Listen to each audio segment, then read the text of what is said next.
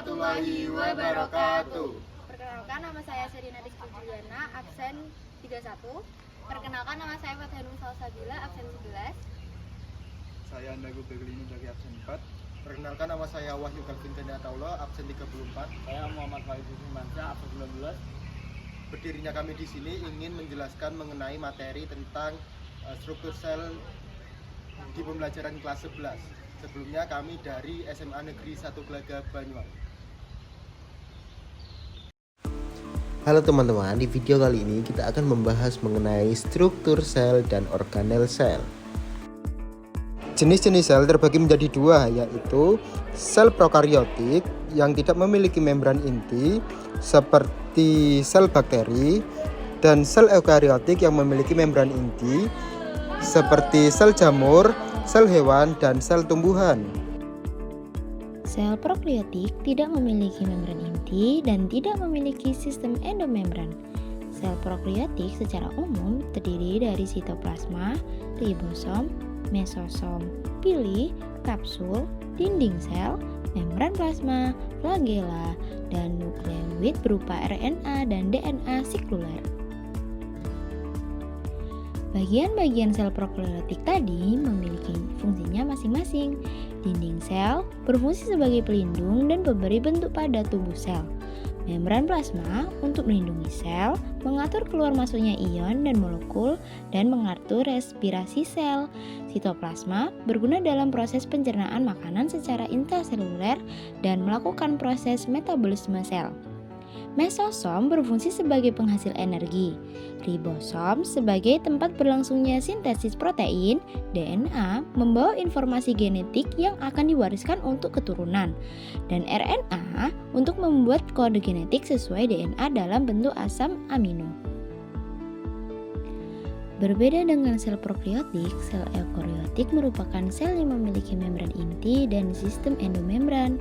Sel eukaryotik memiliki organel-organel sel yang terdiri dari dinding sel, membran plasma, sitoplasma, ribosom, lisosom, sentrosom, retikulum endoplasma, mitokondria, kompleks Golgi, nukleus, dan nukleolus. Membran plasma memiliki sifat selektif permeabel, yaitu dapat menyeleksi molekul yang masuk ke dalam sel. Membran plasma tersusun atas lipid, protein, dan karbohidrat. Pada membran plasma terdapat fosfolipid bilayer. Fosfolipid terdiri dari lapisan fosfat pada kepala dan lipid pada ekor, berbentuk rangkap dan bersifat fluid atau dapat berubah-ubah bentuk dan posisi. Fosfolipid bilayer terdiri dari dua daerah, yaitu hidrofilik yang merupakan bagian kepala yang suka air dan hidrofobik bagian ekor yang tidak suka air. Selain lapisan fosfolipid, pada membran plasma juga terdapat lapisan protein yang terdiri dari protein integral yang merupakan protein yang terdapat di kedua lapisan fosfolipid dan berfungsi sebagai corong masuknya molekul dari luar sel. Protein perifer merupakan protein yang hanya terdapat pada satu lapisan fosfolipid saja. Selain itu, pada membran plasma juga terdapat saluran protein, glikogen, dan kolesterol. Kolesterol pada hewan dan fitosterol pada tumbuhan adalah jenis lemak pada membran sel yang mengurangi fluiditas fosfolipid bilayer. Glikogen adalah gugus karbohidrat yang terdapat ditemukan membran plasma yang berfungsi sebagai tempat penyimpanan cadangan makanan. Glikogen terdiri dari glikoprotein yang menempel pada protein membran dan glikopid yang menempel pada fosfolipid. Membran plasma ini berfungsi sebagai pelindung sel, pengatur keluar masuknya molekul, dan tempat berlangsungnya reaksi respirasi dan oksidasi. Bagian sel berikutnya adalah sitoplasma. Sitoplasma memiliki sifat yang mampu mengenali dan menghantarkan rangsangan. Sitoplasma berfungsi sebagai bahan kimia sel dan tempat terjadinya reaksi metabolisme. Komponen utama dalam sitoplasma terdiri dari sitosol, yaitu cairan pada sitoplasma, substansi genetik, sitoskeleton atau kerangka sel, dan organel-organel sel. Selanjutnya, kita akan membahas organel-organel sel yang menempel pada sitoplasma. Organel pertama adalah nukleus atau inti sel. Nukleus terdiri dari membran inti nukleoplasma. Nukleolus. Membran inti adalah lapisan terluar inti sel yang terdapat pada organisme eukariotik. Membran inti memiliki pori-pori yang kecil yang berfungsi sebagai tempat keluarnya masuknya zat dan melindungi kromosom agar tidak tercampur dengan molekul besar dari sitoplasma. Nukleoplasma adalah cairan yang terdapat pada inti sel.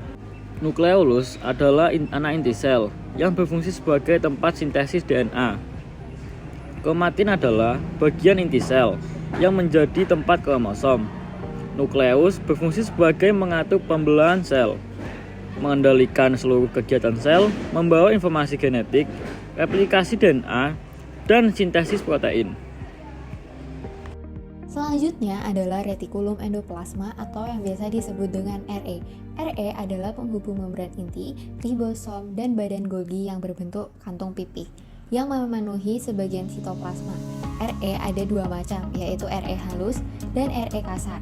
RE halus adalah RE yang tidak memiliki ribosom, letaknya jauh dari membran inti.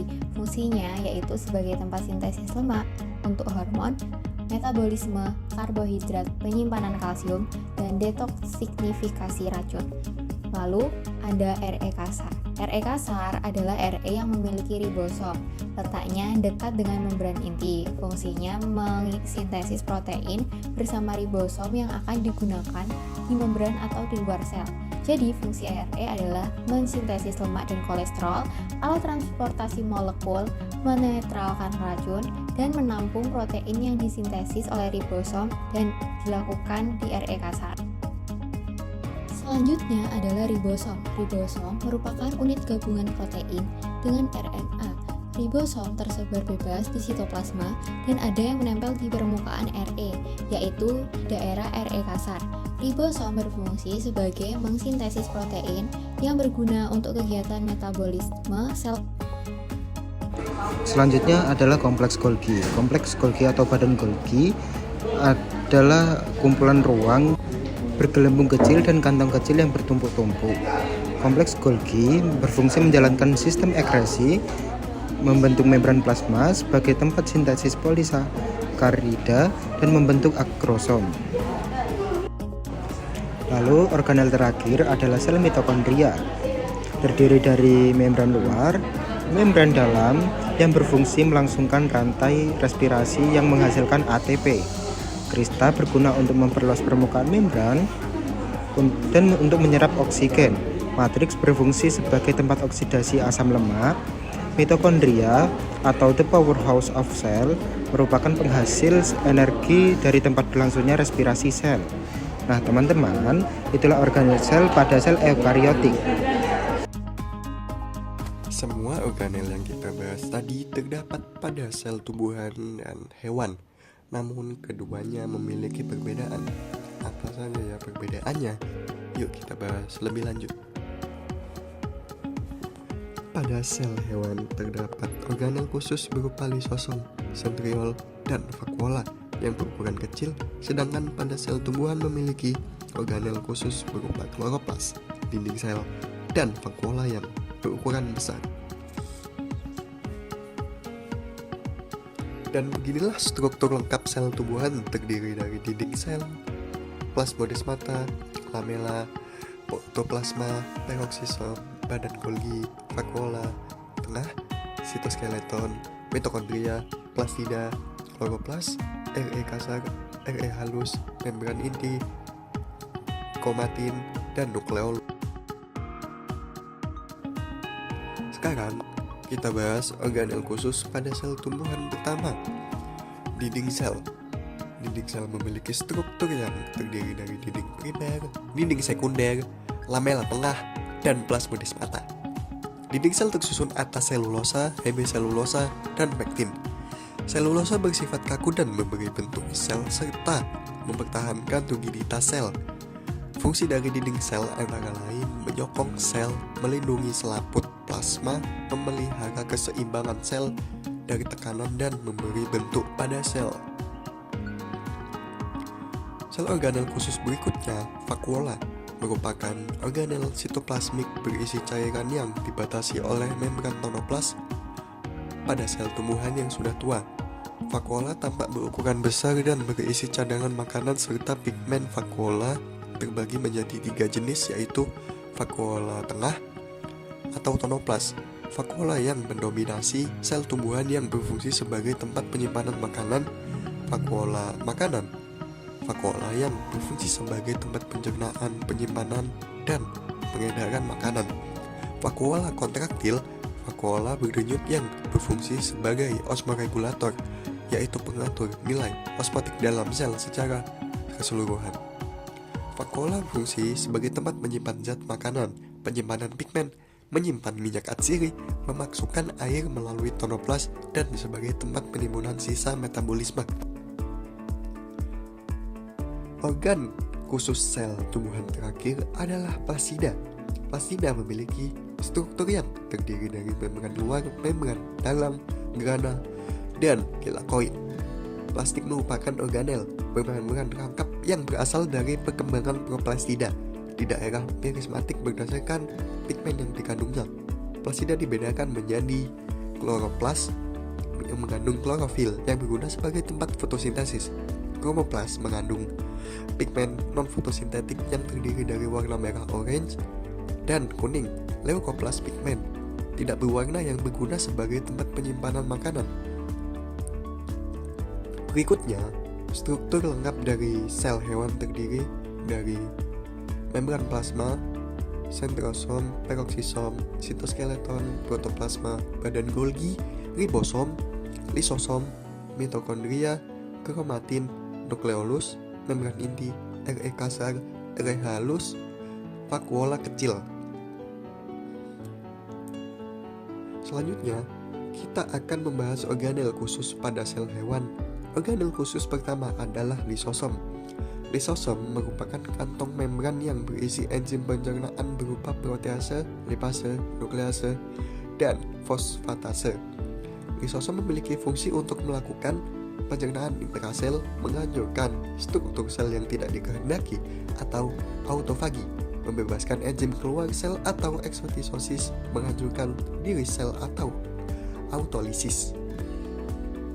Dan organ khusus kedua adalah sentriol.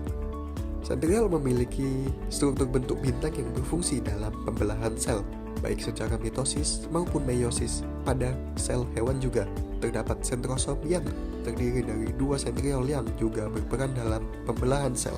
Nah, sampai di sini teman-teman bisa paham ya? Oke, teman-teman, sekarang kita sudah bisa membedakan organel pada sel hewan dan sel tumbuhan beserta fungsinya masing-masing. Bisa dimengerti ya? Untuk tes pemahaman kalian, akan kami berikan soal berikut. Dan soal berikut bisa kalian jawab pada kolom komentar ya. Terima kasih.